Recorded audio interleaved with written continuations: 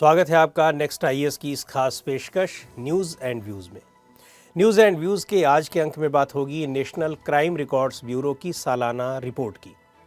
देश भर में अपराध की स्थिति पर तैयार होने वाली इस रिपोर्ट के लिए पहले डिस्ट्रिक्ट क्राइम रिकॉर्ड ब्यूरोज और स्टेट क्राइम रिकॉर्ड ब्यूरोज से डेटा इकट्ठा किया जाता है और फिर इसे एनसीआरबी के पास यानी नेशनल क्राइम रिकॉर्ड ब्यूरो के पास भेज दिया जाता है। इस रिपोर्ट में दो बातें विस्तृत रूप में दर्ज होती हैं।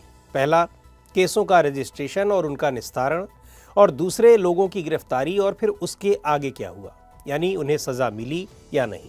इन सब का विस्तृत विवरण दर्ज होता है। अब आते हैं इस साल की रिपोर्ट की फाइंडिंग्स पर। 2021 की तुलना में 2022 में महिलाओं, SC/ST, बच्चों, साइबर क्राइम और इस तरह के अन्य अपराध बढ़े हैं। महिलाओं के खिलाफ होने वाले अपराधों में एक साल में 4% की बढ़ोतरी दर्ज हुई है। बच्चों के खिलाफ होने वाले अपराधों में भी 2021 की तुलना में 8.7% की बढ़ोतरी दर्ज हुई है। लेकिन जुवेनाइल्स यानी किशोर बच्चों के खिलाफ दर्ज केसेस में पिछले साल की तुलना में 2% की गिरावट आई है। जुवेनाइल्स के खिलाफ पिछले साल 30,555 केस दर्ज किए गए। वहीं क्राइम रेट जो कि 2021 में 7 था, वो 2022 में थोड़ा सा कम होकर 6.9% रह गया है। लेकिन सीनियर सिटीजन्स के खिलाफ अपराधों में 2021 की तुलना में 9.3% की बढ़ोतरी हुई है। 2022 के दौरान 64.8% साइबर केस फ्रॉड की मंशा वाले दर्ज हुए। इसके बाद एक्सटॉर्शन के 5.5% और सेक्सुअल एक्सप्लॉयटेशन के 5.2% केस दर्ज हुए। संख्या की बात करें तो कुल मिलाकर साइबर क्राइम के 65,893 केस दर्ज हुए। ये संख्या पिछले साल की तुलना में 24.4% ज़्यादा थी।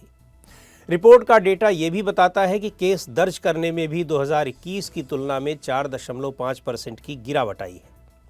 केस दर्ज होने के बाद चार्जशीट फाइल होने में राज्यों की स्थिति को देखने से पता चलता है कि केरल में ये दर सबसे ज़्यादा 96.6%, पुडुचेरी में 91.3% और पश्चिम बंगाल में 90.6% रही है। चोरी के सबसे ज़्यादा मामले दिल्ली, मुंबई, जयपुर और बेंगलुरु में दर्ज हुए हैं।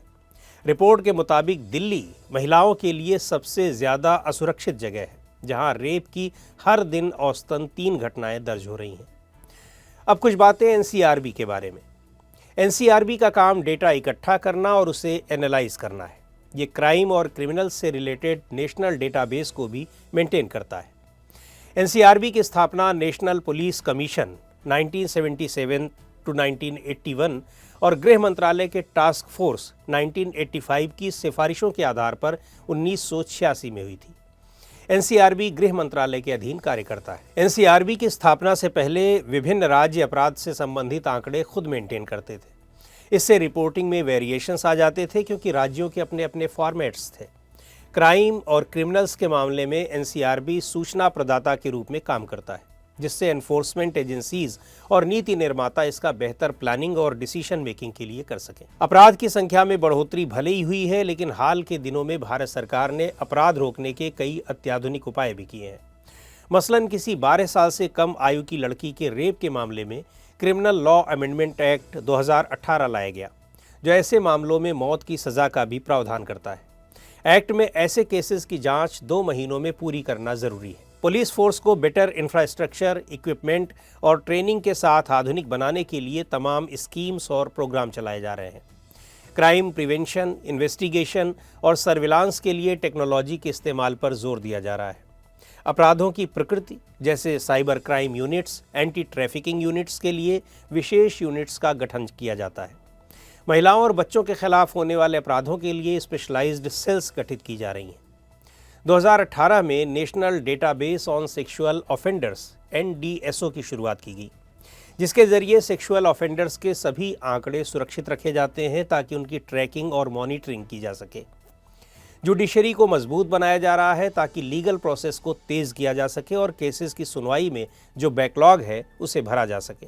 2015 से वन स्टॉप सेंटर स्कीम लागू की गई है। इस स्कीम में medical aid, police assistance, legal counselling, court case management, psychosocial counselling और पीड़ित महिलाओं को अस्थायी शेल्टर इंटीग्रेटेड सर्विसेज के तौर पर एक ही छत के नीचे उपलब्ध कराना है। पैन इंडिया बेसिस पर 112 नंबर की हेल्पलाइन सुविधा शुरू की गई है। इसमें सभी इमरजेंसी सर्विसेज को इंटीग्रेट किया गया है और कॉल करने वाले की लोकेशन के आधार पर मदद पहुंचाई जाती है।